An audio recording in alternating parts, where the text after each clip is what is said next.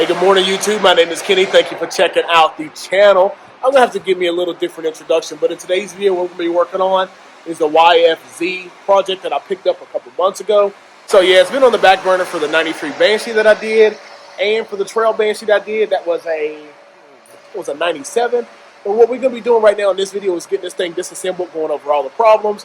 I do have a box or a bucket of parts back there that I'm going to be putting on this thing. So hopefully I think I have the majority of what is needed.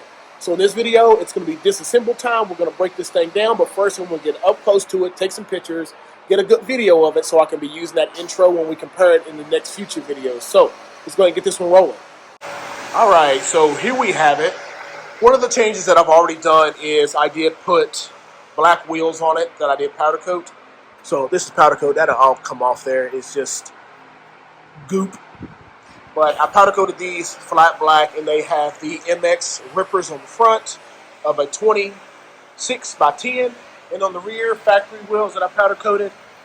There's plenty of meat left in the middle of these, but somebody ran them low. But since I'm going to sell this, I'm not going to be buying new tires for it. And that's just what's going to be on there. These are the Sedona Bazookas.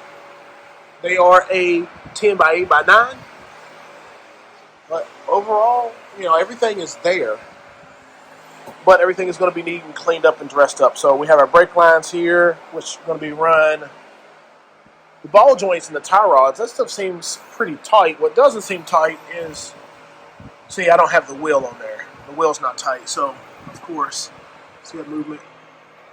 If I had the lug nuts on, I might be able to test that out. But I'm going to check that out a bit more. All that stuff seems to be decent, so hopefully I can just clean it up. The hubs are going to get blasted and powder coated. I'm going to be putting new bearings in there when I do all that. The arms are going to get blasted and Cerakoted. Same thing as the caps here. Get those cleaned up nice and good. These covers here, they're going to go in the trash. I hate all that stuff like that. It just holds dirt, and it looks horrible, I think. The calipers don't look too bad, so probably won't do anything to those. The knuckles are going to get replaced, or they're going to get cleaned up and Cerakoted. The hardware for this is not uniform, as you see, so I'm going to get some more uniform bolts for the front. We're going to blast this and powder coat this whole frame back close to this color, getting it looking real good. We do have gray plastics that I'm going to be using on it. Handlebars, you see it right there. I went ahead and I started taking the front bars off. These take fat bars, 7/8, and somebody did not put those on there. They decided they were just going to put some duct tape on there, so that doesn't work. I'm going to need a new throttle cable. I didn't notice that. It's a different design here than what goes there. Master cylinder looks pretty good. Clutch lever is going to be run. Controls are going to be run. Got some hand guards for it. Just got to see what people hacked up and what they didn't. I mean, this looks like it's going to be creative up in here. Some wires twisted together. So the wiring diagram is definitely going to be coming out on this to see what we're working with. I assume this is the clutch bypass, but we'll figure it. At some point in time, this thing did have some Nerf bars on it.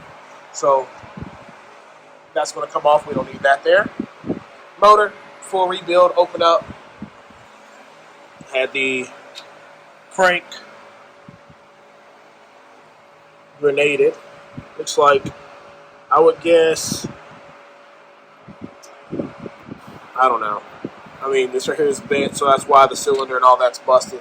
But when you look at this, when you got this much gasket material and stuff on there, it's going to be fun.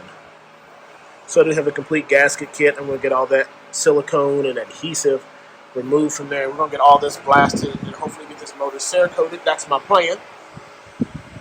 This is not a factory float bag, so that's going to come off, go in the trash. This is going to have to get blasted, Cerakoted. I mean, there's a lot that we're going to be doing. But overall, it's all here, and we're good there. So I do have plastics, as I stated.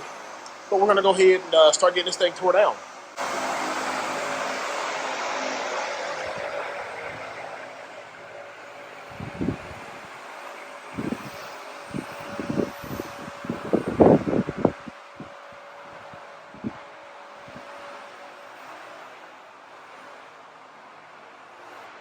All right, so far the front wheels are off. And like I said, there's no play really in those wheel bearings or nothing, but in that front, no play there at all. But the play's right up here. But we're going to buy new bushings. This one. But I'm going to have to replace the wheel bearings anyway, so no big deal. I just know for sure the bushings up there are loose. Back here, these came off relatively easy. Use our handy dandy 24. Came off. We'll have to get the chain off here in a little bit. These were the foot pegs. Yeah, definitely not factory. They're off. I'm going to go ahead and get this whole rear end off, disassembled. That way we can kind of balance it out and get the front end off too. So next time we see it, hopefully the plastics are all off and we're starting to disassemble the front. All right, so stripping. I've been stripping the machine down. Have a lot of parts here. We have our harness there, slip on. We have our rear bumper. We have the reservoir. A couple things back down here. Sprocket and our axle. Shocks. We got a lot of things down there. Got the machine over here looking pretty naked. I haven't found too many parts that I'm going to have to replace after digging in. So we got the front A-arms and everything off. Going to be getting the steering stem and all that out. I mean, I've already decided that I was going to replace all the bearings and bushings and things like that. But, I did not think that I was going to have to replace the throttle cable, so I need to get a throttle cable and a clutch cable. Those are going to need to be swapped out as well. I'm probably going to have to get a different slip-on. You can see that this one was custom. I don't mind the weld and all that stuff that somebody did to it. It's just the fact that the neck doesn't fit the other pipe. I mean, it's a good quarter inch, I won't say quarter inch, 1/8 inch bigger. I mean, it's a good bit.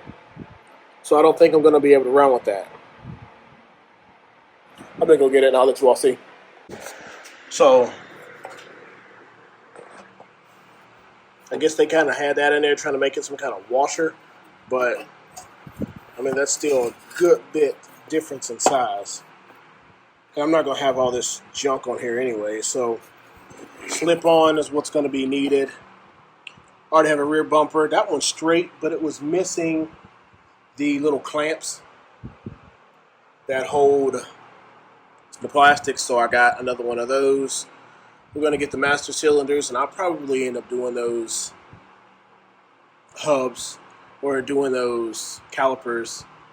I'll probably Cerakote those too. We'll see. Got a lot of work cut out for me. I mean, it's going to take me maybe 2 weeks to get it all done, which is fine. It's not a whole bunch of time. Up here, this was blue. It's going to get blasted. Everything's going to get powder coated.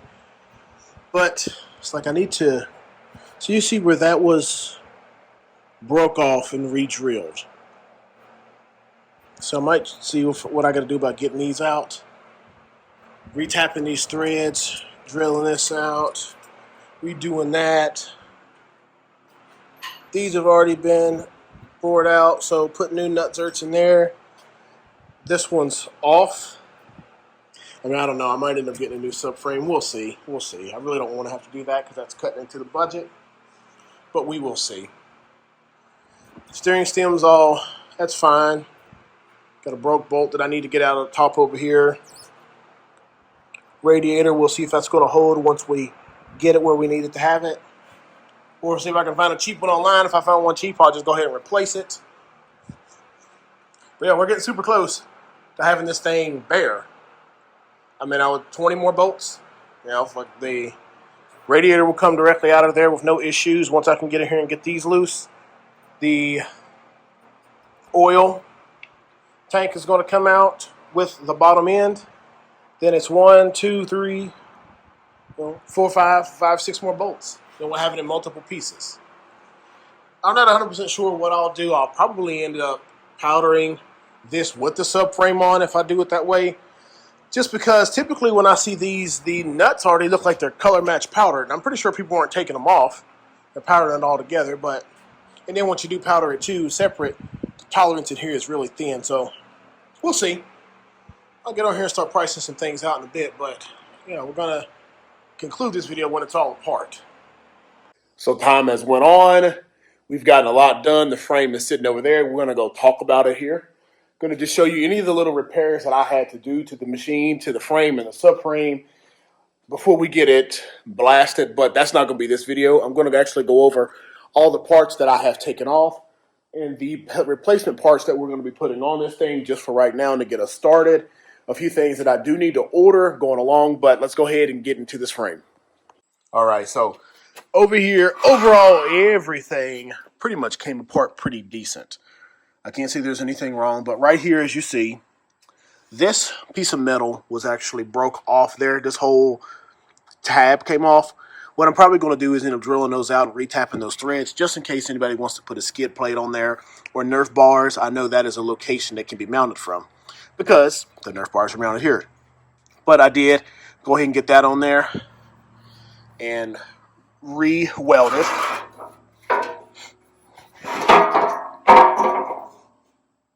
And that'll look cleaned up real good once we do a little bit of grinding to it. The bushing came out with no problems. Overall, that was the only thing to the main frame that I had to do. When you come back here to the subframe, I had to drill these out, put 8 mil, I think those are 8, nut zerts in there. Same for the rears here. And then the bumper ones, those I had to get drilled out. The airbox mounts, I had to bump up to the bigger size.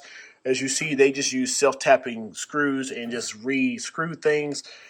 We're not going to use that. We're going to use the factory mounting locations here. So they're a little bit bigger than the ones that are there. I think these are 6 and these are 8. These are all fine over here as we replace those. Over here, all these threads and things were fine.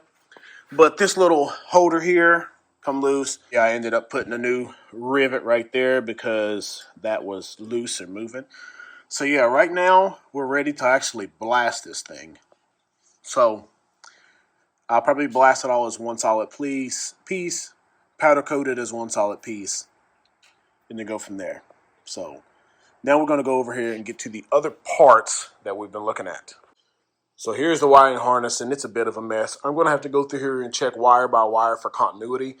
And there were some things that were kind of just like jimmy rigged. I don't really know how they had the fan hooked up and all that because it was kind of ghetto. So we're going to make sure all that's correct. Coolant bottle, overflow, and all that stuff, that's fine. We do have a new rear bumper. Right here, we are going to just powder coat the axle nut, probably Cerakote the master cylinders and the hubs here. In the hub there, we're going to powder coat those, probably red. The HMF exhaust, as I stated, it's going to have to get replaced. I'm going to find something more on the stock end just to keep it nice and clean. If I start upgrading the exhaust and all that stuff, then I'm going to start running into having a jet. But I might end up doing that. We'll figure it.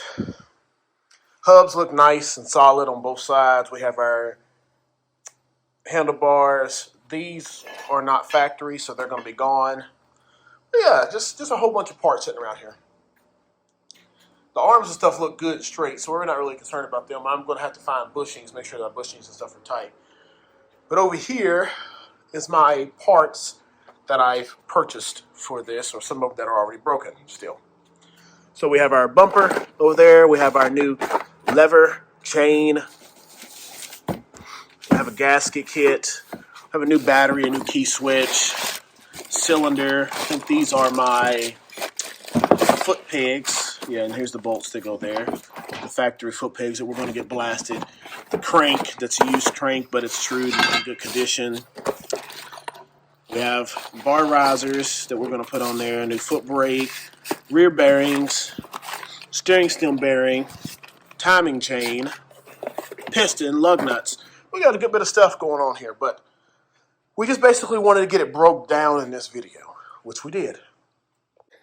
So we met our goal for this video. We got it broken down. It's in a million pieces. We got stuff everywhere. I got that Banshee motor I'm going to be almost done with.